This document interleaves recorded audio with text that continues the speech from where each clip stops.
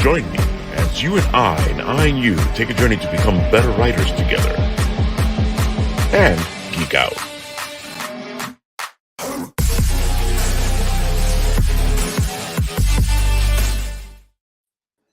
Well, hello there, Apple Bites. This is your Apple Bite Written Writ Ralph talking to you straight from our show here, The Written Writ. And today we got a almost full house. We're almost Brady Bunching it today. I love it. Almost Brady Bunching it. I think we've only Brady Bunched it once. History. Yeah. You got yourself Matt Sorcier, Roaming Tony, Kristina Garlick, Joe Gonzalez, the son of Saint himself, and of course, Nat, not the intern. Well, it's just his dinner table, apparently. It's not actually Nat. Well, Nat's joining us from his dinner table, so he has to say. Well, if I'm honest, I'm being very democratic today and spreading some democracy and liberty. Sounds like dangerous ideas. Yeah, seriously. I feel threatened now. All right, let's put our guest on top. And Joe, we're going to start with you. So what you want to do is tell the people who you are, where you are, what you do, all the good stuff. And your favorite color. Give them the spiel. Yeah, make sure you tell us what your favorite color is too. My name is Joe Gonzalez. I'm a biology teacher in a conservation school. I am a football coach. I am a comic collector. I am a comic creator. Many hats. I'm a father, all that stuff. My book is called Gaias Succession, and it's basically a combination of all things I am passionate for, which is the environment, horror movies, superheroes, all put into one. And it's my pride and joy. Basically, it's the story is it's a superhero horror with an environmental message. That's the short form of it. It's based in Miami because I'm from Miami, and so it has some elements where you can tell because the Pine Rocklands, which is the main environment that the story happens in, is it's only here in South Florida and in the Bahamas. So it's based in Miami, the whole story and everything like that. So you got a lot of characters, a lot of Miami type characters as well. And yeah, that's pretty much, the story in a quick nutshell. There's a lot more to it, lots of surprises, lots of things going on. But yeah. All right. So my first question, I'm hearing what you're saying, and why did you decide to go the direction you went? Why such a save the world type of a story? Well, I've always been into the environment and environmental conservation. My job is a biology teacher. I've been teaching for like 16 years, and in part of the curriculum of what I teach, I would always teach environmental conservation and all that. And then when I went to the school that I'm currently at about 5 years ago, it's the only biology conservation school in the nation.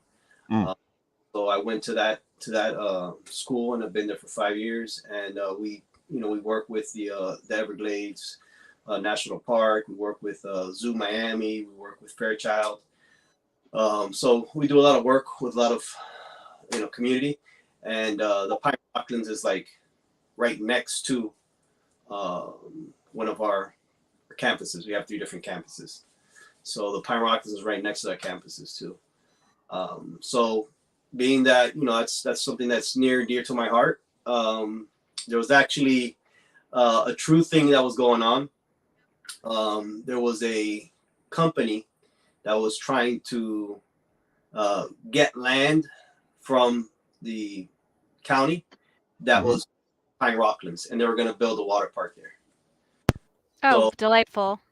Yeah. So, and there's only like 2% of the Pine Rocklands still remains from where, from its original. So only like 2% remains. So it's very little that's left. So that is depressing. Yeah. And there's actually endangered species there and everything. That like the bonnet bat, like there's species that only they need to be there, So anyways, so they were going to build a water park there, and it was a big protest against it. But then, you had people that wanted to make it happen. There was a lot of money Of course. Thanks, capitalism. Yeah. So it went on for like a good few years. Right now, as of right now, the project has been stopped. Good. But nothing's forever. That's what Florida needs. Florida needs another theme park. Right? There's just no theme parks in Florida. We have to do There's something no about other- that. There's no other place you could put a theme park in America. No, not at all. Let's do the Everglades. They're trying to make Florida the cheap man's Hollywood. Oh Lord. Yeah, there's other locations that could Yeah. be viable for it. So just putting it there just made no sense. But It feels like it's just intentional to like just ruin things at this point. Like they just want to destroy this place. I don't know. I mean, I remember like circa, this is maybe 20 years ago, that people were saying that the Everglades, it still wasn't fully explored. I'm sure that's probably not the case now, but they said there were parts that people still haven't fully explored. I'm sure that's not the case now with Google Maps and everything, but yeah, it's Everglades. That's part of why when it comes to South Florida, most of Florida is Everglades. It's the only tropical climate in the continental U.S. is South Florida. Like people say Florida, not really Florida, it's just South Florida because of the Everglades takes most of the land. But the thing with the Pine Rocklands is it's the elevation is higher. So where a lot of the land down here in South Florida is swampland, the Pine Rocklands has a higher elevation. So for people that are trying to like develop, that's why they want that so much. Yeah. Yeah. Because Disney is built on top of something too. I was gonna say it's built on top of a pile of corpses and Exactly. like prove me wrong.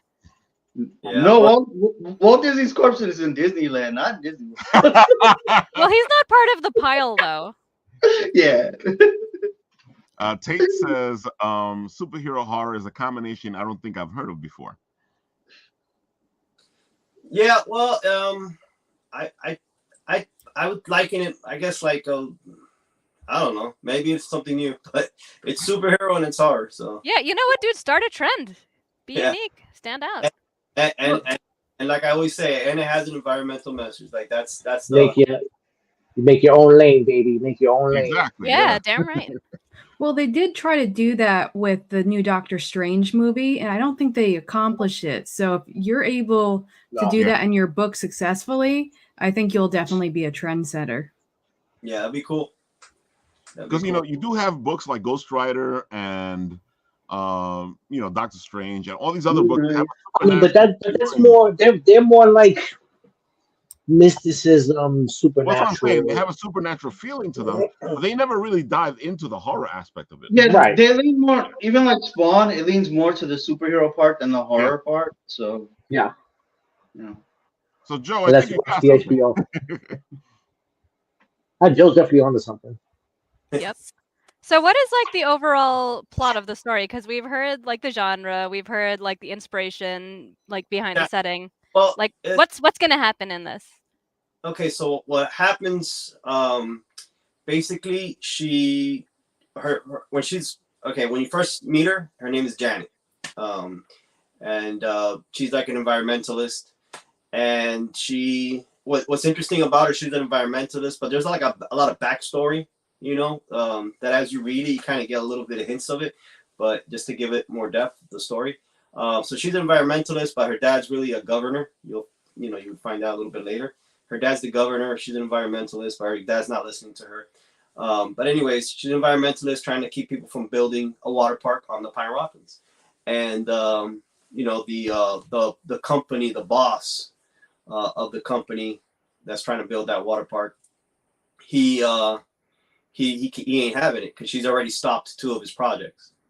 So he's like, she ain't gonna stop this one. So no, get him, Janet, get him. So he actually ends up killing her, and then she gets resurrected by Gaia, and then it's a whole. I got chills. I like that. Dude, I gotta say, like, I tend to write environmental stories, and I think it's because I keep looking at the world, and I keep seeing what they're doing, and I can see where you're coming from with this. Well, my first question is, I can see you went a little more violent route with this. Is there any particular reason? Well, because people are violent. Agreed, 10,000%. You could, in a way, it's a metaphor of what people are doing to the environment. Like, you're killing it, you're raping it. Yeah. So she in the beginning, like I said, she's trying to fight for the Pine Rocklands. She gets killed by the guy that's trying to build a water park on there, just to make the water park. So then she comes back, and the violence it's neat. Like at the beginning, she's also learning her way, the character. Right. She's developing, because when she first comes back, it's like, she's gonna kill everybody. And against the environment she's coming at you. And so the violence was really there, just to show, the nature can, as much as we think that we can control nature could be more violent than humans anytime. Oh, definitely. Yep, I always love feel it. like Mother Nature is trying to get rid of us because we are of a disease on herself. Yeah, we are like the worst things to happen to this planet. Yeah, Prove me wrong. I mean, Now, like I is said, it- I also teach evolution, and Oh, that's fun. there's a thing of survival of the fittest. Yep, So Darwinism. Darwinism. I'm totally, the violence is. Now, is this a standalone story, or is there going to be like a bunch of different ones in different locations, or are they going to stay in Florida? I hope that there's lots of different books to come. Of course, it's all going to depend on how this one does. I already have like 3 other books, in mind. But the good thing is, what I didn't want to do with this story is I didn't want to make it like a to be continued at the end, you know. So I made sure to at least have the origin story have a conclusion, and then give you a little peek of what could come. But at least when you're done with it, you've gotten a conclusion. I don't like reading comics, but most comics are like that. That you start reading it, it's like to be continued. Okay, now I gotta go back.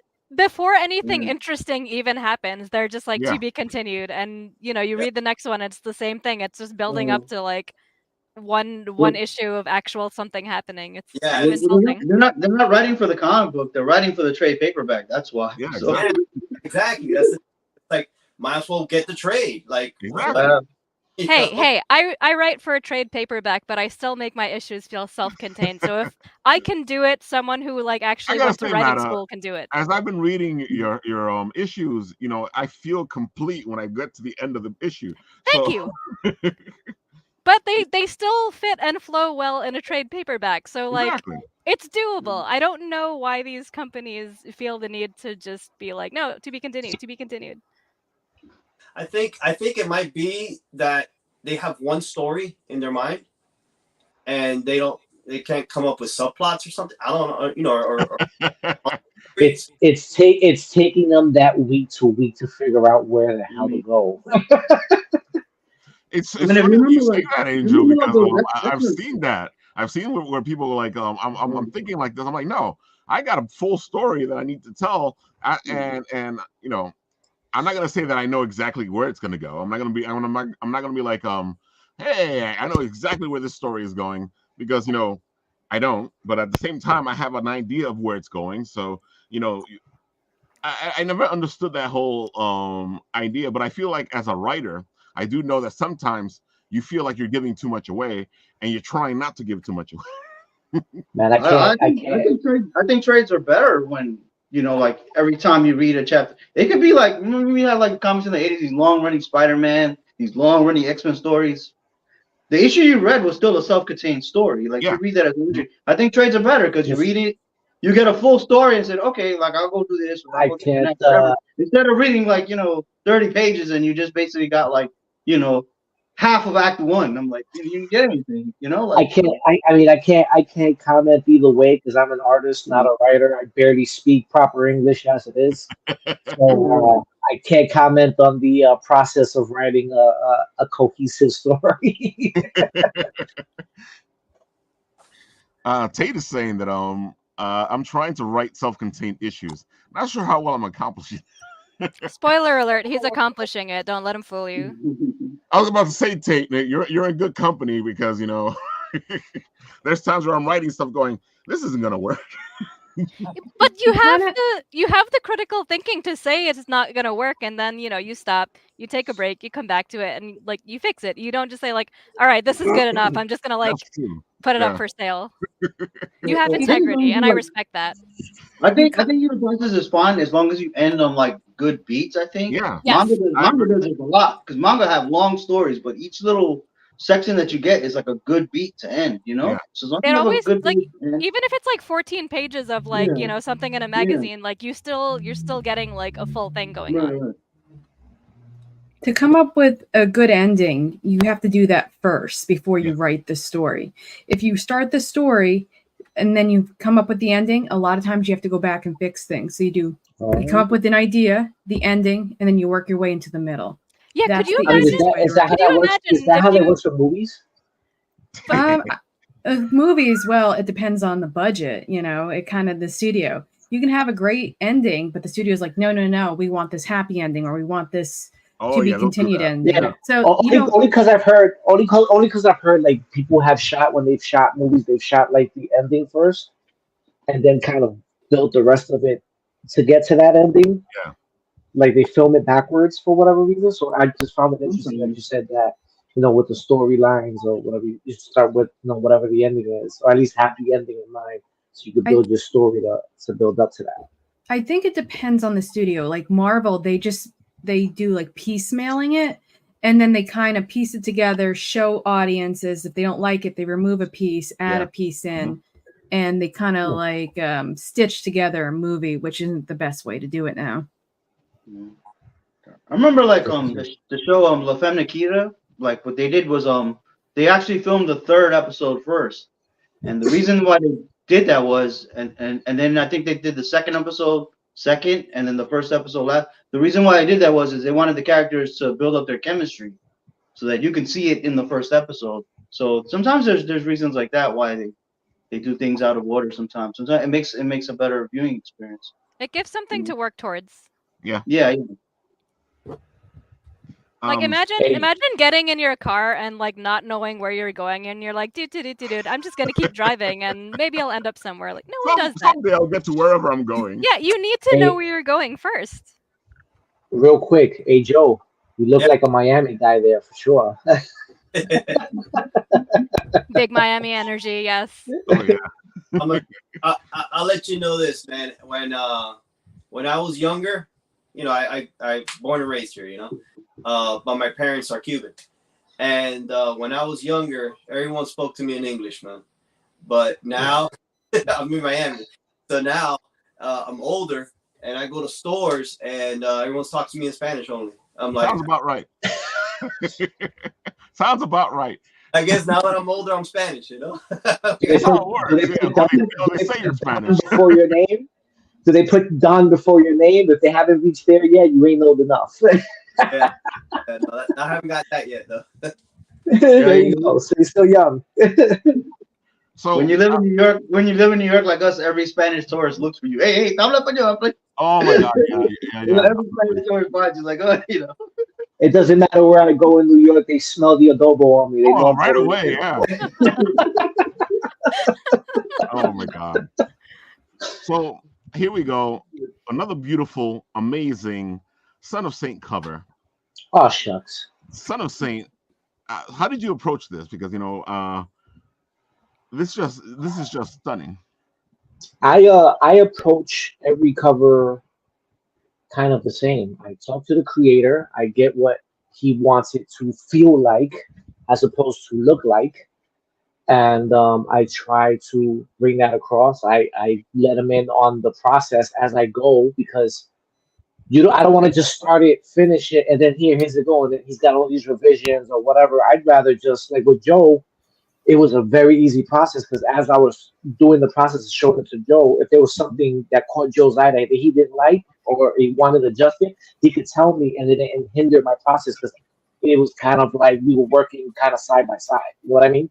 Right. So I could make those adjustments and not hinder my process.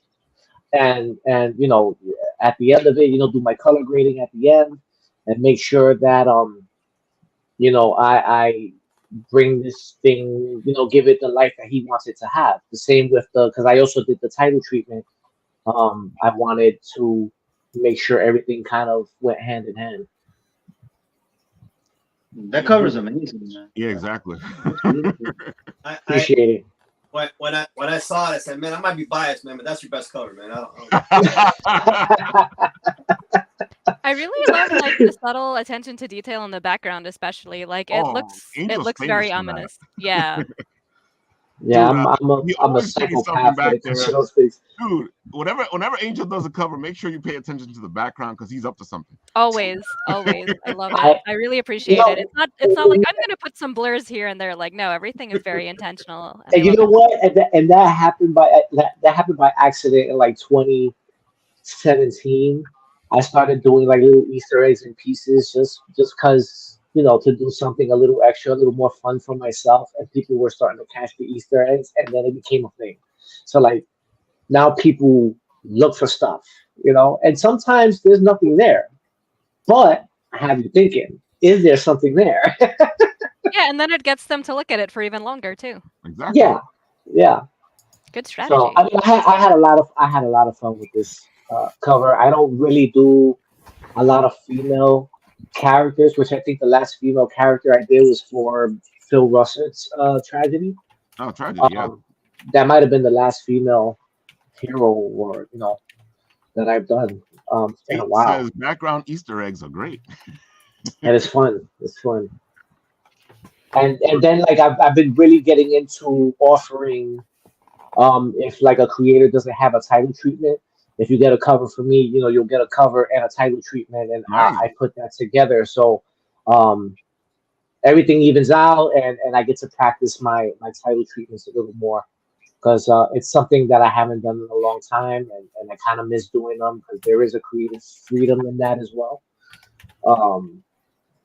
You know, it's not so much trying to capture a story with the character, but also with the title. Because sometimes, like when I was growing up, I listened to a lot of heavy metal, and what would catch me first is the band's logo or the band's cover art before I listen to it. So that's like kind of the approach I have when it comes to my comic covers, when it comes to my, you know, title treatments. I want that to grab you first, and then, you know. And that's what I did in my career as a movie poster artist too. Like I made sure to try to grab your attention. Truth be told, I'm not tooting my own horn here. Like Raph knows what I'm talking about. But there was a movie on Amazon Prime right now that the movie poster draws you in, and the movie sucked. Oof. That's It how happens. But it's my job to make you come see it, though. You know. Mission accomplished. Mission accomplished. Look at this. Like the other part of the cover here is just as amazing as the top part. Oh yeah, that is so much more powerful now that I see that. Yeah, she's growing like a flower. Yeah. Or a weed. Funny enough, you say that because that's what I was actually thinking. Because if she's like, you know, if Gaia's given her powers, then you know she's an elemental essentially, and she should be able to kind of like, you know, form from whatever is within the ground around her, right? Like I just thought it would be a cool actually visual. Makes sense. Yeah. Yeah. So can she do that? When I was thinking about how she would move around, that was my thought through the ground. Okay. That's a cool way to move around. Yeah, like she travels, like when she needs to leave the Pine Rock and somewhere else, it's through the ground. I'd like to think of it like through the aquifer, but then she has to come through the ground. That's a pretty cool visual when you think about it. Like, yeah, it is. It's pretty powerful. It's pretty scary too, because that means she can pop up anywhere. Oh Yeah. no. I just laugh with looking at those two guys behind her because originally, what was it before, Joe? I had something else, right? Yeah, it was just the colors of the shirt, I think, was our issues. And Yeah, I just had two random guys. then we had to change it to the guys in the book. Yeah, and then I had to like. The good thing about digital is I had that on a separate layer. I could just get rid of that and redo the characters. So it worked. Yeah, Yeah. layers save lives sometimes. Because Unless you're doing everything in one layer. I feel attacked. You were saying, Joe? yeah, those two characters are they got a good important part in the book. So them being in the front is good. See, Angel knew what he was doing. I gotta Only say, on the weekends. this cover stands out as well. You know, and I know that you have two versions of it. The other one has the American flag on it. This one has the Cuban flag on it. This is Javin, no? Javin Jordan? Jordan. How do you know Javin Jordan? I actually met him at a con. I was selling comics at the time, and he was like the booth next to me. That's funny. I was at Super. I did a and he was I did a cover for his title, The Sav. Yeah. He did a one shot where it was the Savage Samurai, and he let me do the main cover for it. I got a lot of respect for that brother. Yeah, I was so happy when he said, yeah, he could do a cover for me, He's great. Because he's a great artist, Here's a fun fact from Tate. Plants and fungi can have root systems underground that extend for miles. And I can see that working with our heroine here. Yeah. Javin killed this cover. This is dope. Yeah, It's dude. very iconic. What's the significance of the cover? So now this cover here, I had an idea actually with this cover. I was on vacation in New York, and I was looking at Statue of Liberty, and I was noticing the crown, Statue of Liberty, similar to the crown of the character. Genesis is the name of the character. So I was thinking, and then when you're at the Statue of Liberty, they show there's lots of pop culture art with the Statue of Liberty. Like people do lots of homages to the Statue of Liberty in different art. So I'm like, I want to have a cover of like Statue of Liberty. Statue of Liberty, and what the Statue of Liberty signifies, immigrants coming over and everything. And then I just wanted to add with the head being held up instead of the torch, having the head. I think it makes a statement, all right. Yeah. I mean, is the character Cuban, or is that just like a homage to your to your people? Character, her mom is Cuban. Dad is American. White American. That's dope. But yeah, that's the character. Her mom is Cuban. So it makes sense because you also have another version. I saw it on your Instagram with the American flag underneath. Oh, Yeah. wait, I think it's underneath if you scroll. Oh yeah, you're right. There it is. Statue Oh, of she's I all didn't see green this too. one. I didn't see this one. This Yeah. is dope. Liberty one. I have another one that's like that one, but without the Statue of Liberty, without the topper. That one is gonna be a Metropolis later on. I'm gonna open up that one. Oh. But this one right here is on Kickstarter. This one right Javin, here. if you see this, bravo, brother, you killed this cover. Oh yeah, he did a great job with this. It's stunning. It makes a statement. Bravo. Yeah. Oh man, Great. yeah. I gotta say, you got 3 covers, and each one just makes a statement. Oh my goodness. Amazing. Grand Theft Auto kind of. I gotta say, it makes total sense. You're in Miami, Yeah. Vice City. It's amazing. Oh, Yeah. So I figured with the covers, I had to do a cover with the interior artist, and Mark Oliver was my interior artist, and I just thought he would be the perfect one for this cover because in the Grand Theft Auto homage, you have different panels, and being that he did the interior cover, he knows how to That makes sense. it similar. So This is a way to show off. It's a very creative way to show it off. I love the homage to the video game. You know, it was a great game. Yeah. Oh yeah. That soundtrack alone. Whew. Yeah. And everything and that cover is in the book.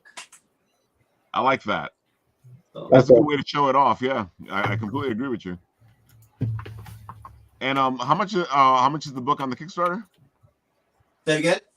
How much is the book on the Kickstarter? The How price. much that one? The price for the book. It depends on the book. The first one, the cover A, the one that you were showing at first. Right. Yeah, that one is 10 with a digital.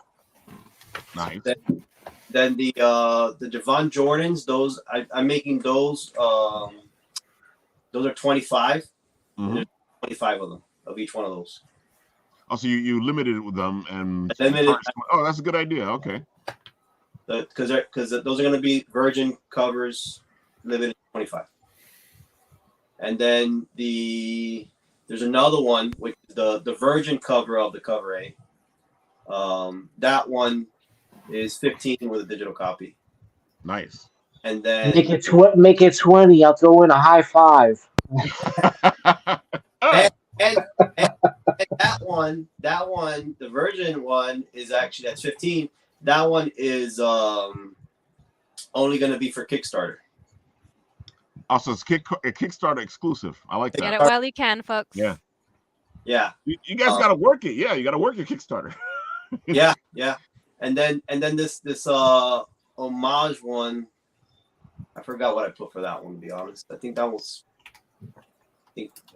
13. And for $50, Saint will come to your house and make some arroz con pollo. What? That's a bargain. That's a bargain, man. And then I have one more which has 3 books. So you get the Grand Theft Auto one, you get the cover A, and you get the Virgin cover for $33. All right, I can see it now. You can't beat that with a bat, bro. Yeah, I mean the $33 one, the only ones that are not included are the 2 Javon Jordan ones because those are limited to 25. That makes sense, though. And it's Javon Jordan. I mean, if anybody knows anything about this guy, like he's a name right now. Like, very nice. He does stuff for Image right now, I think. Yeah. So he did some stuff for Image currently. I saw he made a post where he did a thing for Pharaoh for the recent cat book. Yep. Yeah. I gotta say, I think you got something here. I like the story. I like where you're going with it. I think people should go check this Kickstarter out. Let me put the link in the comments over there so people can go check it out right now. Folks, help out. Nobody's making any money off of Kickstarter. I tell you guys this all the time. Everybody thinks that people are making money off of Kickstarter. Nope. You know who makes money off of Kickstarter? Kickstarter. Yeah. Yep. Saw that one coming. Oh, look at this. Comics Unknown goes $50 dinner with Joe and Saint. No, dude, that's a bargain. Seriously. It's a bargain. There you have it, folks. I put the link in the comment section there. Go check it out. Go support. And I'm Puerto Rican, so I throw it up at Neil too. You know that's serious. Now you're talking languages here. The good stuff. You know what I'm saying? So, Saint, I could swear you were up to something, because I'm on your Instagram and I see your stuff all the time. So I thought you were posting stuff up all the time. I didn't know that you hadn't done a cover since Tragedy. No. I've done a crap ton of covers since Tragedy. That's what I thought. Yeah. I haven't done a female hero since Tragedy. There we go. Okay. I was over here sitting there going, no, that's wrong. Yeah. No, I haven't done a female hero since Tragedy, which was a couple years. It's been a couple years now, right? 2 years, 3 years. What is it now? I think at least a year and a half. At least a year and a half. Even though Phil does have a cover from me that is unreleased. Ooh. Secret cover. Oh yeah, Yeah, that's he what has one. because he uses it later for another issue. Yeah, and that I love that cover. That's like my favorite cover that I've done for him. So, Phil, but release I'm the cover. I was about to say you stole the exact words from my brain.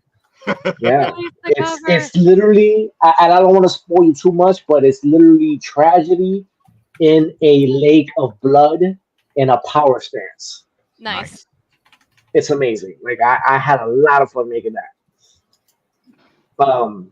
But like recently I've been doing a lot of covers for a lot of different people. Like Industry Comics has been one that's just been constantly hiring me. Thank God for them. They they're keeping my bills paid. Keeping those kids fed, huh? Oh yeah, that's that's what I'm doing it for. So that orchard cover is mine. I did do a cover for Satan's Cul-de-sac, but that's not my cover. That's Clovis's cover. Midnight Special, that's my cover, and Portals, Fail Safe, and Secret Court. Before you continue, I'm a big noir guy, and that Midnight Special like caught my attention as soon as I saw it. Listen, he said he wanted classic Nori. I said, I got you. The latest one was that Secret Court. I just finished that one up, I think, a week or two ago. And all the title treatments were done by me. Oh, you're really diving into it. I think it's Yeah, a good way yeah. to get more out of the book there. Get your graphic design. Oh on. yeah, Exactly. yeah. Because I don't really get to flex that graphic design muscle much anymore. So I kind of like to have the option to offer it.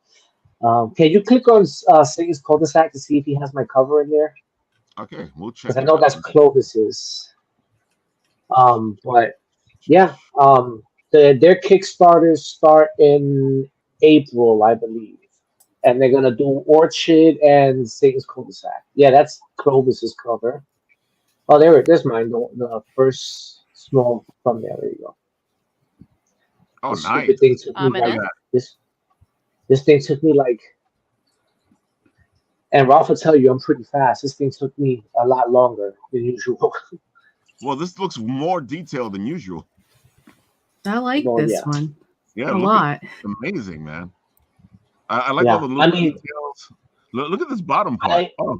I've spent, and you know what was made this easy is I was able to kind of use the stylings I would use for like a movie poster. Like whatever technique I would use to make a movie poster, I used it for this, just to make it a little different. Dude, it's the details for me. It's like wow. And I'm telling you, man, like you got one scene on top, a whole other scene on the bottom. It's a whole mood. It's a good mood. Oh, it's a great mood. Yeah. It looks like a horror movie. It's a horror. It's a graphic novel of various horror stories that take place in a cul-de-sac. Ooh, I gotta say, this actually is a good statement for that. Yeah. It's one of those things where you look at the cover and you look at the title and you're like, "Yep, it sure is." This thing feels like it's like, oh, what something may be on the top, but something's hidden underneath. Yeah. And funny enough, I got the idea for this of all things, Stranger Things. Dude, I had it playing. Because I have the habit of I have to have something in the background. I need some kind of noise. So I randomly selected something on Netflix, and it was like Stranger Things. And I just kind of glanced over, and when they flip the camera, and I was like, man, that would be a great idea. But just looking at it from, you see everything going on, what's going on in the real world, and what's going on underneath you it. see both I like that. Time. Yeah. Yeah. Oh, dude, I like. So I had a lot of fun creating that. I really like this cover. Yeah. Yeah, I had a lot of fun with that one. And I feel like your details, hidden details thing works really well with this one. Oh yeah, there's a lot of little Easter eggs in that I can't say what they are until you read the book. Oh wow, that's even better. But there is that is an incentive to read the book. Then I don't know what The it is. note A says it lot of the definitely gives stuff that upside you down vibe. see, a lot of the stuff that you see on the walls of that house, and like, you know, I don't want to give too much away, but there's like little details that I put in there that have to do with the book. So Were you did you read the book first before doing the cover? Or Nice. did it, he gave me the first Yeah. 6 chapters. He gave me the first 6 chapters, and that helped a lot because then I could really bump up the Easter eggs, you know? very cool. That's what you call teamwork. Oh, yeah. Oh, I yeah. feel like you're pretty good at the teamwork, because it was the same thing with Joe's book. You know, you got the details from him, then you sat there and you guys went back and forth, and then you guys hammered something out. And that's I mean, that's why I you make worked, good covers, though, because it's a yeah, collaboration and it's not just like a work for hire thing where they're like, here's the theme of the book, just draw whatever. Like you make sure that it works I with work the very story. well. I work very well off of feel. I I like sitting with the creators and getting a feel. Like I like feeling the creator's passion and kind of using that to make the cover, because then I approach it with the approach of, what if this was my book? If your passion is here, me as the artist, I should be at least there with you. You know? That is the way. You know what So I like hate? You know what I hate? Like you ever read a book where they would have a drawing like at the beginning of each chapter, and that drawing is not what happens in the chapter. Like the character in the drawing doesn't even appear in the book either, and you're just like, what the hell? It's like, did you talk to each other at all? Like, No. I mean, listen, with Joe, That doesn't Joe was very good at telling me like who the character was, what her backstory was, what her powers should be, you know, the level of you know, how menacing she should be. She should feel like a threat. You know what I mean? I Like felt she threatened. should feel like, you know what I mean, like this avenging angel for the earth. That's what she should feel like. You know what I mean? You mess up and do something wrong, Captain Planet on steroids. You know what I'm saying? Like, that's what it should feel like, and It does that's feel what like it is. that.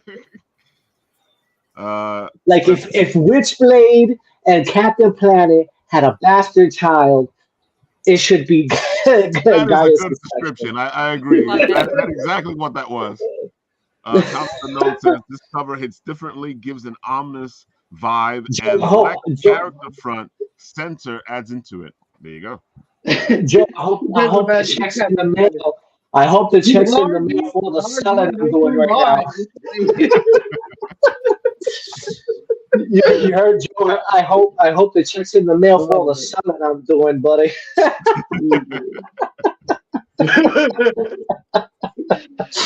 I'm kidding, but like it's all about, like, I definitely like people to feel like, damn, that you run, like if you run into this at like a Barnes and Nobles or Amazon even, like, damn, what's this about? Like, I want to pick this up. I want to see what it is. You know what I mean? Then it's up to the writer to make sure that everything is cool too.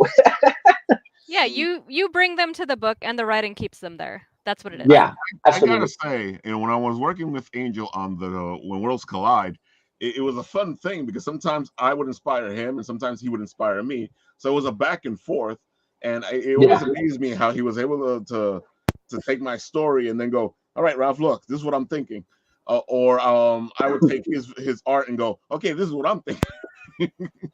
Yeah.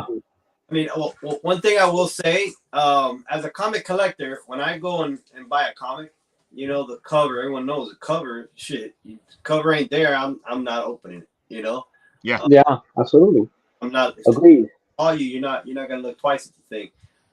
So, you know, one thing that when I was looking for, you know, covers to be done, I'm like, I need to find like people that can make some nice covers, you know, because I of course I believe in what I've done, and by that point, you know, I had done a lot of the pages, interior pages, you know, and I'm like, if the covers if the covers fall off, then the inside isn't gonna matter, you know. Yeah. You know, so one thing that I'm very, you know, appreciative of is that the covers are definitely going to call people to open it up.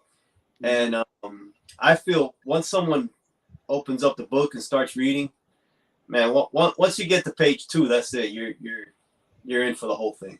Yeah. If you can get past page 1 and get into page 2, get past page 3, that's it. They're in your book. Nice. Let me just add to that and say, if you don't see a creator enthusiastic about his own book, don't buy it. And I'm gonna tell you how enthusiastic Joe is just off of visual. Look at Joe. Everybody just stare at Joe. Look at behind him. He's got a herbicide barrel behind him. He's got one of the victims' heads behind him, and then the character. Yeah, I was staring at that. Like, it's really small, but I was like, oh, is that the character? Is that the cover? Come on. I can bring him up. Look at this. Yeah, all of Look at it is from the story. All that's in the story. Look at that. The guy is obviously passionate about his story. You guys need to go support this Kickstarter. I can't wait to start doing Comic-Cons.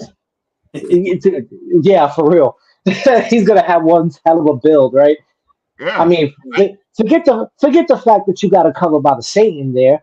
Look at this guy's passion. You know what I mean? Come on. So so when we record, I'm on my phone. Everybody looks this small. So it's nice to meet you, Joe. Everybody's this small. So. Tate says you live in the book. That's how you do. You That's how got you to. do. You live in your art. Yeah. Joe needs to point out his shirt too. Oh, Joe, they said you need to Oh, point out. Joe, point out your shirt. Look at that. Oh, Look at that. There we go. Look at that. Come on now. That's what you call It doesn't get more passionate than that.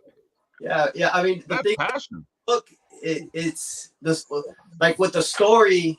Well, I think stories are great when there's like you're reading a story, but you could look at it and when you read it, you're like, there's a backstory here. There could be a backstory there. You know, like there's as I'm writing the story, I'm writing the story, but I'm also knowing the character's backstory and everything like that going into it as well, so that the story just makes a lot more sense of the way they're interacting with each other and everything. That is the way, because I get mad when I read a story and it's like, okay, there's all action and this and that is going on, and I learn absolutely like nothing about the character to the point where I even forgot the character's name by the time I'm done with the issue, and it's like, Oh, that's what did I terrible. just read? That's I've terrible. had that where the scene flows and you finish reading and you go, wait, what was that? Yeah. I mean, it's a subconscious thing, but the action resonates better when you know more about the characters, when you care about the characters, when you know, like give you me know a what they're reason to fighting care. for, who loves them, and all those things. It's you know, it's a subconscious thing. Like, you know, you'll enjoy the action even more. You know. Yep. Oh man, I gotta say, you know, jumping off of that and heading into Kristina Garlick's book, I feel like she did a great job at picking this cover that she picked, because you know, it is just Let's see it. Oh, did he freeze? Oh, no. fire that I Oh, there he is. There he is. There we go. Ooh, Oh, delightful. Death and Sunshine. I like the title more than Death and Sunshine. Dude, it just all works. Yeah, the You Death have and my Sunshine. attention. That sounds like a weekend in my house. Death and Sunshine. It's one of those heart-shaped birthday balloons. Well, you know, so I had this whole discussion with people about that balloon. They're like, it looks a lot like it. I'm like, well, it kind of makes sense to the story because she's trying to collect the hearts of these creatures that are called Chothians in order to save the planet. Because what happened was, I'm not going to like spoil the whole story, but basically we have these creatures that are they're stronger than the gods, and they found out that they can feed on the life forms, and they decide that they want to leave the planet and wait until it's overpopulated and come back and feed on everyone all at once and destroy the planet. Holy crap. Yeah, so she's trying to find these hearts of these creatures because that's the only way to kill them, and they're hidden all over the planet in different locations, and they're masked to her. Only mortals can see the hearts, but they can't survive to get to the hearts. So, and she can obviously crush them, but can't see them. So the mortals and the Chothians kind of have to work together, and there's also some gods in it as well. It's kind of a dark fantasy, but there is some lighthearted humor in it as well. There's a sprinkle of romance. That's pretty dope. I kind of like that. Thanks. Yeah, you know what's funny though? I actually wrote this story in 2007. Didn't do anything with it, put it on my shelf. And then a year ago, I'm like, all right, I'm going to do something with this book. I ended up rewriting the whole thing. It's an entirely different story than it originally was. I mean, that as a creative, I feel like you could agree that happens constantly with any past work, right? I mean, as an artist, I don't hang up any of my artwork because if I look at it like 2 years from now, I'm going to want to take it down and do it again. Like, that's pretty cool, though. It's hard when, you know, like you just like, when I start rereading myself stuff, I want to just like add more to it, change it, rewrite it. And at some point you just have to put it down and say, this is the final project. And I totally get why you don't want to hang up your artwork. It's the same thing. You're like, oh, I want to, you know, maybe, you know, make the hair a little bit bigger or, you know, fix that or whatever it is. More blood and gore. Or more blood and gore. Yeah, I agree with you both because every time I read anything that I've written, there's going to be an edit. And it doesn't matter. Like, there's times where I'll read it, you know, to the audience because I do the videos where I read it. And in the middle of reading it, I'm sitting there going, I can change that. Or I'll change it as I'm reading it and make an edit while I read it on the video, which is the funniest thing to me. Because then I'll go back to it and go, wait a minute, I changed this.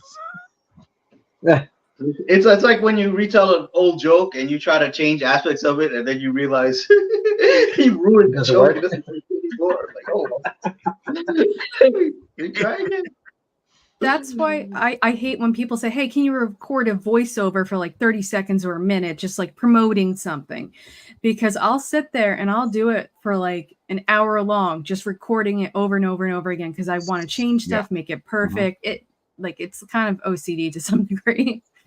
It's funny because a lot of people go, oh my God, your voice, Ralph. And I can't listen to myself. To me, I sound. I can't listen to myself. Dude, to me, I sound so weird to myself. And then I end up doing a lot of editing with the videos that I do. So it's the weirdest thing because I'll sit there and, you know, just like Christine says, I'll redo the video so many times that it's funny when you guys see those little promos and the stuff that I do.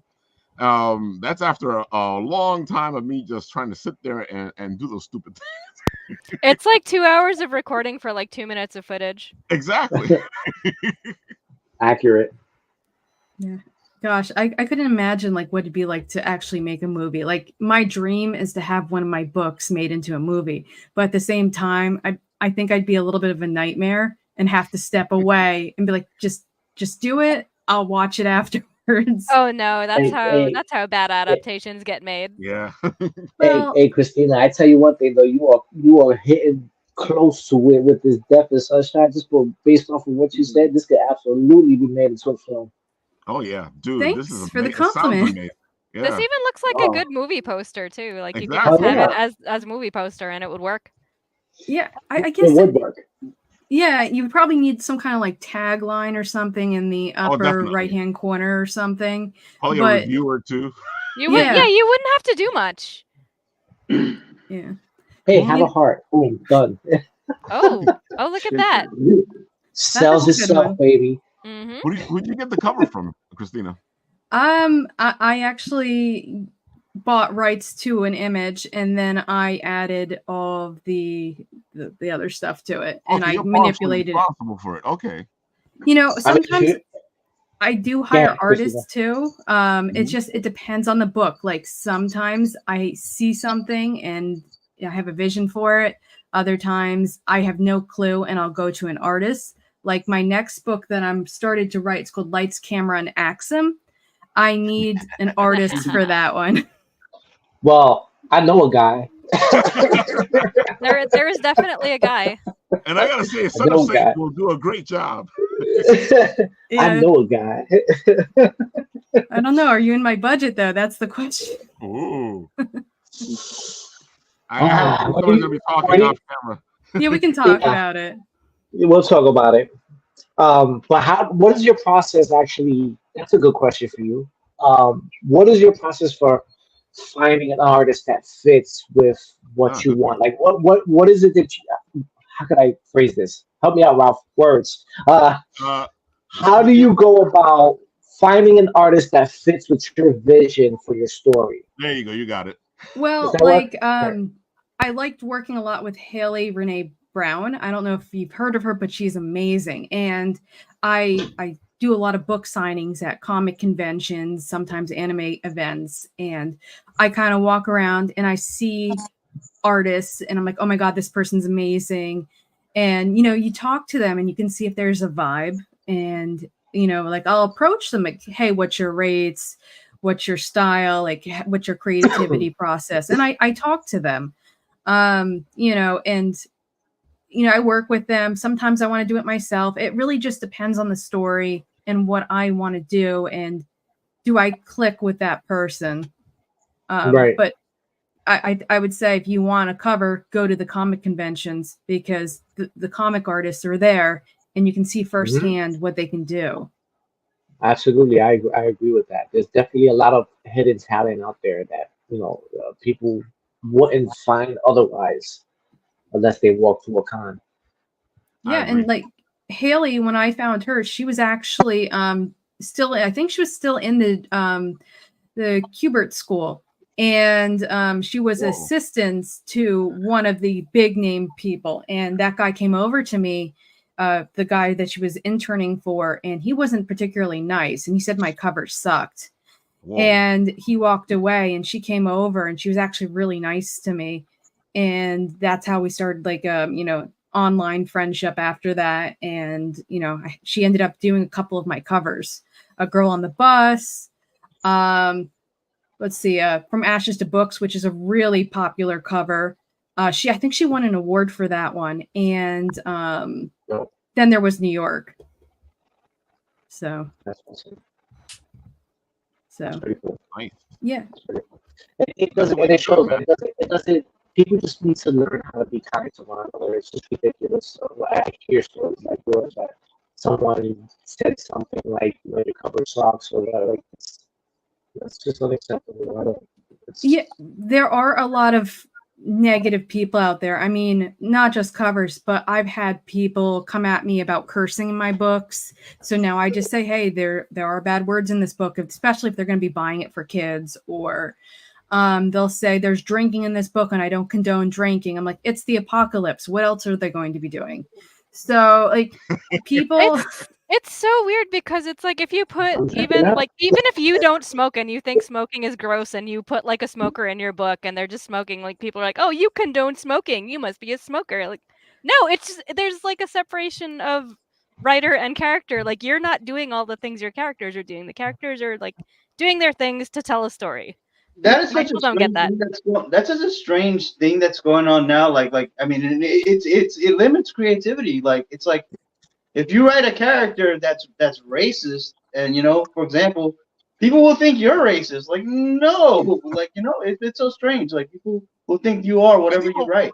It's crazy. I think what bothers me the most is you create a villain and the villain's bad in your book, and people are like, that villain's so bad, and I'm like, yeah, he's a villain. He's supposed to be bad. You must be bad. You must enjoy being bad. Like, no, I made him to be bad and be defeated. Like, how are you not seeing this here? I think that's the problem with a lot of like modern movies nowadays is that they create these villains that people sympathize with. People don't want that type of character. They want somebody that if you blow them up, you can cheer. Right. They want a feeling of satisfaction when someone dies.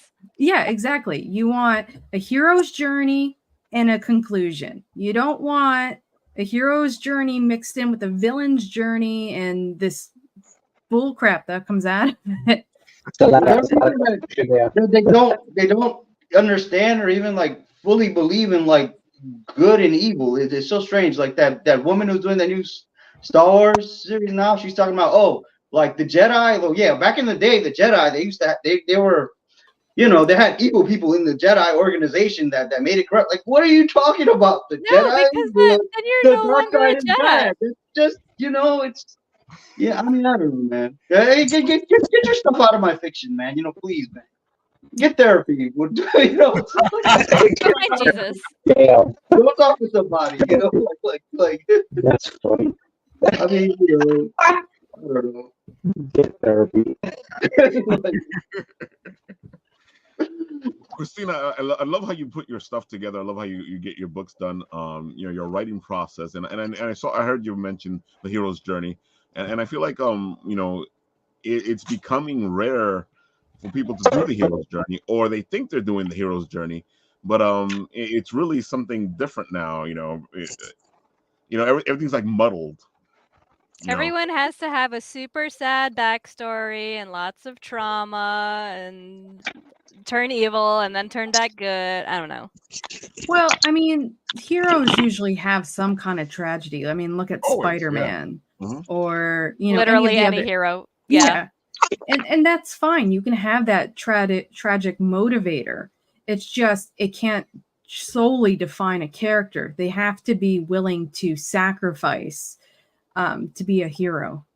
And, you know, you have to put it on the line. So, like, even though my character is somewhat overpowered, there is a way to kill her. So there are stakes. And if you don't have that stake, why are people reading the story? Tate's like, Luke comes home to find that his adoptive parents roasted. Yeah, tragedy. But see, Lucas, when he was doing it, he was a big proponent of the hero's journey. You know, he actually talked to Campbell about the whole thing. You know, and Campbell gave him props for what he did with Star Wars, because it's exactly the hero's journey. I don't know, man. I feel like we've gotten to this point now where your villains have to be sympathetic. I mean, you can have a reformed villain. I mean, like Deadpool, he's kind of like that anti-hero that everybody loves. But it can't be every hero. Yeah. And I feel like the heroic heroes are suffering now because all we see now is anti-heroes. Yeah. Yeah. I liked it back in the day when you could just pick out the anti-heroes, and there was just like not even a handful of them, and they just added to everybody else's story, and that was it. Yeah. Everyone's an anti-hero now. Sucks. You know Disney's Hercules. It's like this fun cartoon. Well, it was one of my favorite Disney movies, and I went to go see it on a Paper Mill Playhouse, which is like a theater. It's the first time they're ever doing it. They made Hercules cry in that play twice, and they made him weak, and Megara, the love interest, saved the city at the end, and he kind of came in. Yeah, and Wow. I'm like, you destroyed that storyline, and you like, it just amazes me how they destroy these characters. Like, you had a good story. People, like, when you do remakes or when you do stage plays, give people the characters that they love. I mean, that's what you call a bait and switch. You went to go see Hercules, but instead, no, you were watching Hercules. You were watching whatever the female they were watching Hercules. Yeah. I mean, I could give you like a scene by scene breakdown, but we're not going to do that. I feel like I would need like alcohol in this cup for that. I'm way ahead of you, girl. All right, I should have did that. I only have water. He just explained it, and I feel like I'm drunk. I mean, you can do what you want, but don't lie to me. You know, if that's what you're gonna do, what's Hercules, Meg, whatever. If that's what you're gonna do, call it Meg. Don't call it Hercules. Don't lie to me. You know. Well, yeah, you're right. It should be Meg. Or Hercules subtext is in the background somewhere. They do that with the Marvel movies. You came to see Meg. There you go. Yeah, I think it's just a whole Disney Marvel issue right now, and those were the things I grew up loving. I think we all have these characters that we loved growing up, and they become something else. It's all of entertainment now, but like bit by bit, they're learning that what they're doing is making them lose money. So they have a lot of money to lose. That's another problem. So it's gonna take a little while before they. Yeah, until they hit like rock bottom, they're not gonna learn. Yeah, so I could live. Disney made like 10 bombs last year. Like, you know, they're still rich, so it's gonna take a lot. You know, it's gonna take a while for them to catch on. Like, hey, you know what? Like, I don't know. Go ahead, Angel. I could live off of the change in Disney's couch. Okay. Yeah. That's mean, how Yep. deep their pockets are. Just their couch change, I could live the rest of my life just off of that. My problem though is when they go, this didn't bomb because we made something that sucks. This bombed because you didn't go see it. Yeah, well, we didn't go to see it because it sucked. Why the hell would you blame the people that give you money? Why would you ever blame us? That's the stupidest thing ever. It's like It's an like, abusive it's spouse your who's like, fault, you man. made It's me your do fault." this. You know, this is the dumbest thing ever. Well, I don't think they care because they get the DEI money. So Yeah. they get these Yeah. investors that say Mhm. you have to do X, Y, and Z to promote an agenda. Whether or not they agree with it, money Mhm. talks, and the fans have been walking. And then they blame Yeah. the fans. And they go, you're not watching this because, you know, and it bothers me because I'm like, you made sucky stuff. Stop telling me that I'm a bad person because I didn't go see this stupid Right, where shit. they're like, oh, you're not watching this because you hate female protagonists. And it's like, no, I love female protagonists. I just hated yours. I just hate it because your You know, story like- sucks. That's all. I mean, Exactly. What happened to the customer's always right?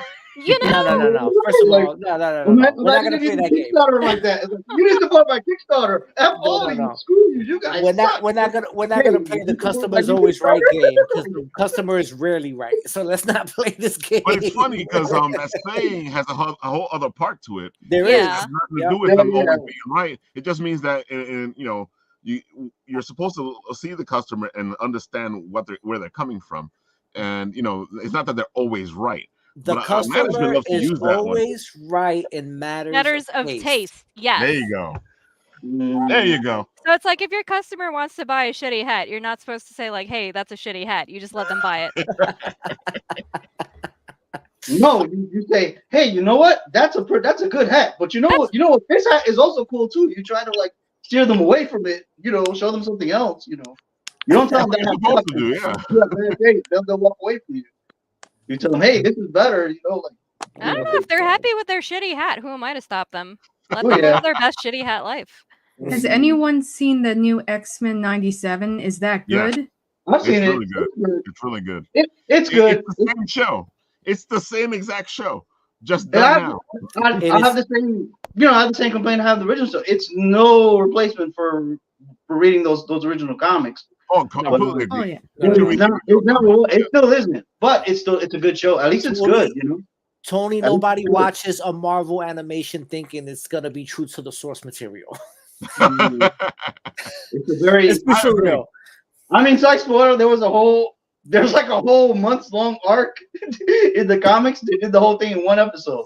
But at least it's a good episode because they do the same thing with movies, and sometimes those movies are bad. So at least maybe it's the nostalgia of it. Maybe it's. I'm loving it, and maybe No, it's good. At least it's good. Let's be for real. The original X-Men was not that good. It didn't age well at all. No, I like it the wasn't. original X-Men. People are remembering it a certain way.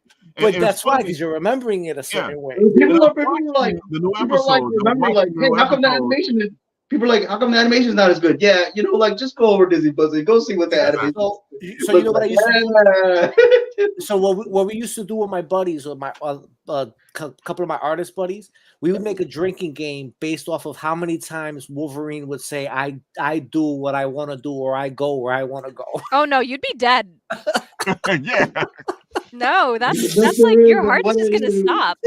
What about if he says like bub or? Oh no, that's like one episode will kill you. Yeah, you don't get as much as "I do what I want to do" or "I go where I want to go." You're like, okay, take a shot. Yeah, that's alcohol poisoning and an embarrassing And then trip to the ER. Doesn't Beast say "Oh my stars and garters" or something like that? Yeah. He says it like he said it in the movies too. Yeah, it's one of those Beast sayings. Oh my god! He said it in the comic. But X-Men 97 is worth it's good. watch. It's good. I did say Disney does something good, I'll take it. I'm not, Exactly. Give them credit where credit is due. Thank God, because I was watching that first episode like a little kid watching a horror movie with the covers like this, hoping it was good. And Tate's right. Everyone was raving up. It was going to be woke, but it's funny because you're watching the episode, and then some people were complaining about the whole scene with the insurrection, and I'm like, dude, this happened in the old show. Yeah, It's like happening now. It happened in the old show. But that exact thing happened in that exact thing happened in the comic when Magneto was on trial. Exactly, yeah. What do you, I don't know. if you're worried about wokeness, you've missed the point of X-Men entirely. Yeah, no, that's Yes. Oh my Somebody God. has Okay. no idea how X-Men was developed, apparently. Oh. My goodness. Okay, we're gonna stop geeking out. Joe, Yeah. tell the people all the good stuff. I'm gonna put up your Kickstarter again. Let them know where they can find you. Let them know where they can check it out. Go, Joe. All right, so yeah, you can find me on Kickstarter, Gaias Succession, and that's pretty much it, man. You guys go on Kickstarter, go on Gaias Succession, go to the rewards. Make sure you pick the $33 one is the best one because you get 3 different covers. That is true though. You get the 3 different covers. It's only $33. Yeah, you get the 3 different covers. I mean, to me, that's probably the best value. If you like exclusivity, then I got 2 of them that are 2 covers that are limited to 25. You know, the covers are awesome. The story's amazing. I mean, I nothing more I could say other than you will not regret getting the book. Whoever gets the book, you know, I wish I could do like a money back guarantee on the damn book. You know, I wouldn't be worrying about it. Are there signed copies? No. I'm a comic collector, and I'm one of those guys that really don't like to get comics that are signed, so I didn't put that in there. But right. you can do an add-on to add your signature in case somebody wants that. I should do that. I just people go for it. Yeah, there's people that like to get a signature, but I mean, I just for me, because for me to get a signature, it has to be like witness signature or what have you. So I didn't even think of that. Yeah. You know, I should definitely put that as an add-on. That would be great. It's a good idea. See, that's what we do. We brainstorm here. Absolutely. Like when I do book events, I don't pre-sign them because some people don't want that stuff signed. You just ask them at the event, "Hey, do you want me to sign this?" And like, "Oh, absolutely." Right. And then you do it. It's so funny that you said that, Frank. I was with Frank at a convention, and Frank had like signed it ahead of time for the person, and they go, "No, I don't want to sign." And I was like, "Whoa, okay." Yeah, I learned years ago not to even like I just let them ask me if for me to sign it, because I don't even bother to say. I just, hey, here's the book, enjoy. Like, and then you know you get the 2 or 3, they're like, hey, can you sign it? And then okay, cool. But like I don't go out of my way and pre-sign anything. Oh, it's my Magneto. Speaking of X-Men 97, and now I know, Angel, you know what time it is. So go ahead, tell the people who you are, what you do, all the good stuff. Go for it. So I'm Angel Manuel Lopez. I go by SonofaSaint. I am a digital artist that deals in comic book covers, movie posters, apparel. I've dealt with a crap ton of celebrities, as you can see there. And commissions are always open. I have a cover with Joe Gonzalez for Gaias Succession. Make sure you go check out that Kickstarter. You could pick that up. That is cover A, I believe, Joe. Correct me if I'm wrong. Yes, that's the main cover. So that's the main cover. I also have covers with Industry Comics, which are currently going to start their Kickstarter next month for Satan's Cul-de-sac and The Orchid. And I think Failsafe. I'm not sure. And I also have 2 t-shirt drops with Art History 101 from Philadelphia with an NBA star that I cannot name right now attached to it, in which they were created into superheroes, which I can't state which ones they are. You're just going to have to tune in and wait for that. I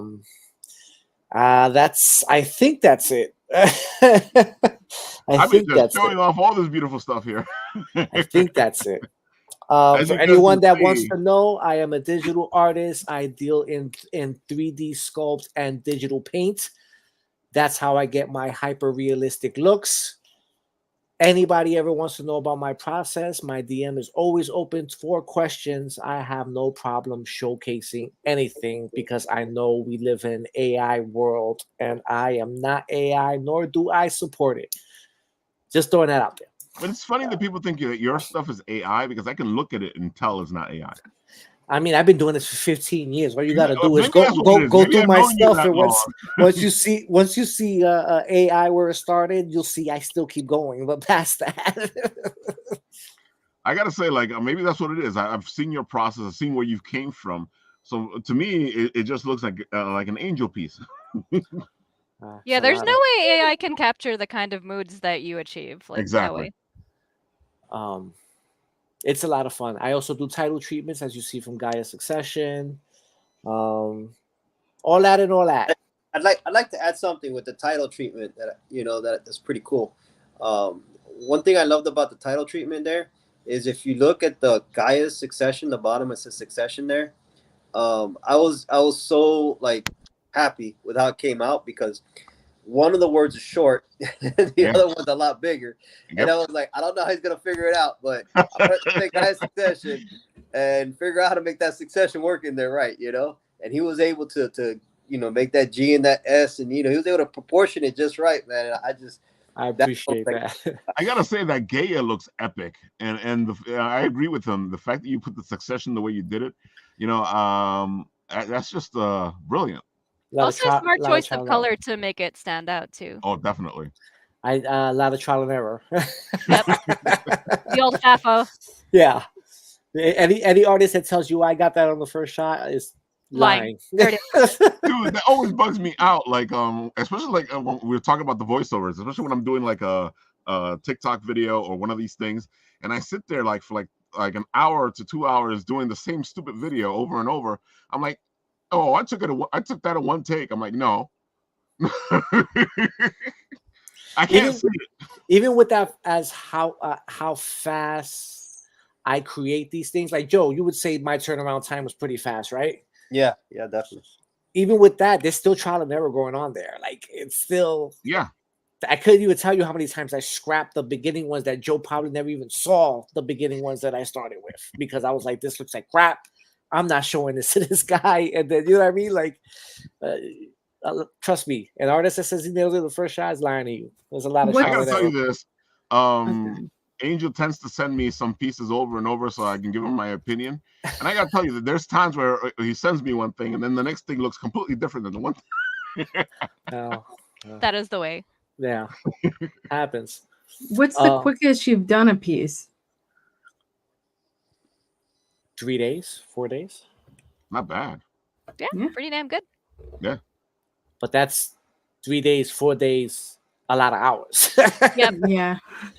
Like 18 hours a day. Yeah. And I can't turn things around in 2-3 days anymore. I've got twins now. I've got babies. I got little babies that need some attention. I gotta make sure they're breathing, Very important. Very important. Stuff, yeah. I gotta make sure the kids are alive. So but I'm fairly fast. Exactly. Again, I can tell you he's fast. When we were doing when Worlds Collide, there was a point where I was having trouble keeping up with you. I was like, slow down. Muscle memory, baby, muscle memory. So Kristina, go ahead, tell the people all the beautiful things. Go for it. Well, this is my new book, Death and Sunshine, which I talked about earlier. I'm really proud of this book. It's a lot of fun and it's a wild ride. I also have a lot of other books. I have 3 audiobooks currently available. I'll be at Cyclone Con on April 13th at Centenary University. I will be at Garden State Anime Fest April 20th and 21st at the Sussex County Fairgrounds. I'll be at the Flemington Book Festival May 26th. And then I'll be at Hershey Comic Con. I think that's June 28th and 29th. I think so. Yeah, so there's a couple dates coming up, and hopefully there'll be a couple more by the end of the year as well. So, dude, I forgot you hit the convention circuit pretty hard. it depends on my mood and the year. Like last year, I think I did 3. So this year, I'm going harder. It's amazing. Well, sometimes you got to relax, because I know there was times I remember when Kristina was hitting way too many. Oh no, that gets exhausting. Well, I'm not only doing that, but I'm an event planner, so Oh, I definitely. run events. So what she's saying is she's used to the chaos. Yeah. I mean, like the other day, it sounds trivial, but I worked an Easter egg hunt, and I worked from 8 o'clock in the morning till 9:30 at night because it was a flashlight egg hunt. So we had to do it at night, and we had to set up. There was hundreds and hundreds and hundreds of eggs. That is not trivial at all. No, That it's is not. No, I at got all. tired just hearing about that. Yeah. Yeah. So each session was 600 eggs. So and there were 6 sessions. So Kristina, now that you're doing your own events, does doing the cons hit you differently now? yes, I guess I get a little bit more critical of things, like, oh, they could do this differently, they could do that. Like, I don't say it to them because that's obnoxious and annoying, because I wouldn't want somebody to do that to me. But I think that, like, okay, they could do check-in differently. You think about these things and you're like, you want to get people in quickly, unloaded, get their vehicles moving, and you want just everyone to be in their positions. To be fair, maybe some cons you should tell them. Yeah, absolutely. I mean, sometimes they ask for feedback too. Like, let us know what I you heard think. Angel's laugh. I was like, I know what he's thinking. Or like, New Year Comic Con. Oh my god. Reed Yeah. Pop. No. Yeah, read pop entirely. Got a frog in my throat. Sorry about that. there are some that are better than others, and We ain't naming no names, no naming them names. Just saying some cons can benefit from some advice. That's all. That's all I'm saying. Your Comic Con is the best. We hear you. We're listening to you. We love you. We want to marry you. And then they don't do anything. We hear you, we listen, we love, but we don't care. the big events, no, they don't care. The little events will listen to you. The little ones will, because they're trying to get better. And they want people to come back. Exactly. Oh, that's so funny. All right, let's see. What else do we got over here? Mr. Nat, do we got anything? The only Kickstarter that is currently active, aside from the ones that we have announced, would be Hyper Guys from our good friends over at Bad Bug Media. Sadly, we cannot show it for very clearly obvious reasons, if Ralph is forgetting. Oh, definitely. I did not even go looking for Hyper Guys because I figured you'd talk about it, and we can't show any of the Hyper Guys. But anyways, those are some good friends of ours who are treading the line between what it means to sort of be human with their adventurous, lusty cyberpunk story. So it's a lot of nudity. Yes. I don't know. Main character is a sex android. I got hot under the collar just for Nate saying that, bro. The main character is a sex android, so at least in this book, it makes sense. It sounds like Cleopatra 2525. Oh my god! Oh my goodness! That show in a while. Completely off my radar. Wow. Deep cut. We can sing it. They have no money. Thank you for making me feel young. You don't get us right. They got canceled after 2 episodes or something. That was a deep cut right there. It was a great show, though. It was a really great show. I wish they would have continued it. As budget as it was, they filmed above ground and underground. That was outside. There was the Jack of all trades, and then it was Cleopatra 2525. My useless knowledge of like 90s and 2000s sci-fi fantasy shows. Nice. Useless knowledge. I feel so young. Thank you. All right, Matt, do your thing.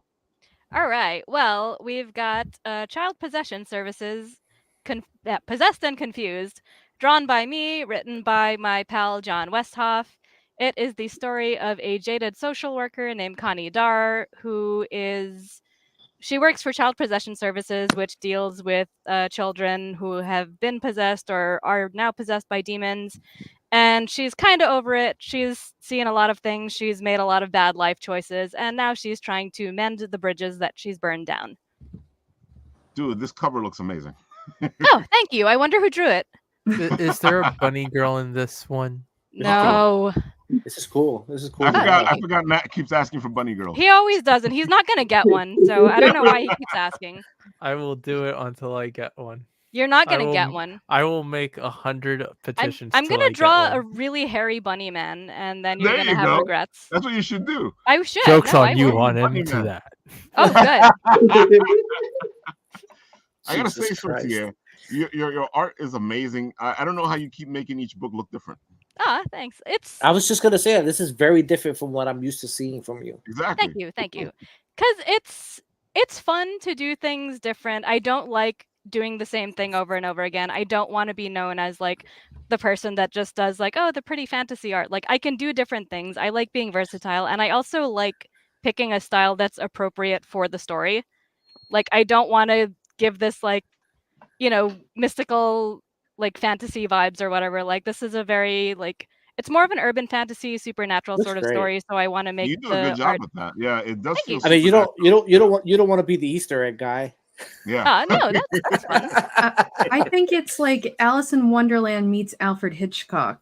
Oh, I Ooh, love I like that. that. Yeah. That was great. Oh, thank you. That was Thanks. great. I also there's a traditional version up for grabs because that's how I roll. Oh, wait, Nice. hold on. Oh, look I'll at put you that. up. Put that The up. traditional There you version go. is always amazing. Oh Ooh, my god, it child. looks even better Yeah, in so person. this What are was the actually mediums? What are there's the the mediums? oh, what are the mediums? It's watercolor, marker, color pencil, and Whoa, some acrylic. So I do a Oof. lot of mixed media stuff. Hell yeah. That's what I'm talking look at about. that. Oh, And yeah, I lovely. mean, the reason that this happened, this was supposed to be the original cover, but then when I sent it to John, he's like, we don't have like an actual like official looking cover. This looks more like a variant. So I was like, don't worry, fam, I got you. So I did the digital version after this. After spending Ah, so many hours on this, I was like, you know what? We need consistency. We need to have like something that looks like a standard cover with the standard logo on it and all that. But this is also available as a cover, and the original is up for grabs if anybody wants to be Can cool and buy it. I say one thing without it uh-oh. coming across as blowing smoke up your ass? You can say it, but I don't know how I'm gonna take it. Your line work is solid as hell. Oh yeah. Aw, thank you. Yeah, Oh, like speaking of which, like colors are great, but like your line work stands out more to at least to me. the original pages are Oh, look at also that. up for grab. So yeah, I inked all of this traditionally because I thought it would be fun Oh to my do god, that. it's beautiful. Look at that. I mean, look at that's Look at that line work. Yeah. Thank you. That's really good. Jordan now wants to see the hairy bunny girl, man. All right, I can make that happen. There's not enough hairy bunny men in this world. Hey Joe, if you ever need there's- another cover. Oh yeah, Yeah. definitely. I know a Yeah. chick. Oh, I wonder who that is. I think your style would be really good if you did like a set of tarot cards. Ooh. It's funny that you mentioned that because I Uh-oh. actually, I did a set of tarot cards for my other comic series. Let me see if I can find them here. The Saint is doing so much selling today. I expect a check from everybody in this You know room, what? baby. Bro, if I get hired for something, I'll slip a little something your way. How's Saint, that? if you can Dog. get her to draw a bunny girl, you will see $50 in your account in like 30 Whoa. minutes. Jesus Wow. Christ. So yeah, So Em, how do you feel about bunnies? Now check these out. Oh my god. Wow. I don't know like if them. they come across that well, but yeah, I did these because these were originally the covers for my Sacrimony issues, and I was like, Nice. they're actually based off of tarot cards. So, like, Very dope. issue 4 is the 4 of Wands, issue 3 is like the 3 of Wands, and so I on. like what you're So- doing. Okay. That is Actually, so funny. cool. Yeah. So these were like Funny- limited edition, and I sold them with the trade paperback of Sacrimony as like a fun bonus collectible thing, and they're not in print anymore. So if you don't have them, too bad. Dude, Funny- you went above and beyond for these. Those I look- always go the above li- and beyond. the I'm line so work, extra. bro, the line work is crazy. Thank you. Yeah. I'm telling you. Sorcia, it's great having you back. It is great I- to be back. I missed you guys. I joke a lot about me selling and stuff, but realistically, is we all should be supporting one another other? Yes. and showcasing each other's abilities. And I am a strong believer that it takes all of us, writers, artists, cover artists, inkers, letterers, whatever, to bring a level of creativity that we need to make this world keep going. You know what I mean? Yes. There's so much bad stuff happening in the world, to clean up my language, but there's so much bad stuff in the world happening. We should be inspiring each other to do positive things as opposed to dwelling on what's the real life that we got to deal with every day. I mean, also, like, not only that, we're not competition. We should all be like uplifting each other and like elevating each other. Like, like if you get cover work, I'm not gonna be like, oh, I should have gotten that. It's like, no, he earned it. Like they picked his style for a certain reason. That's what I'm gonna say. Sometimes the cover isn't what you can do; it's what they can do. Exactly. And maybe Ralph will even tell you salty about it.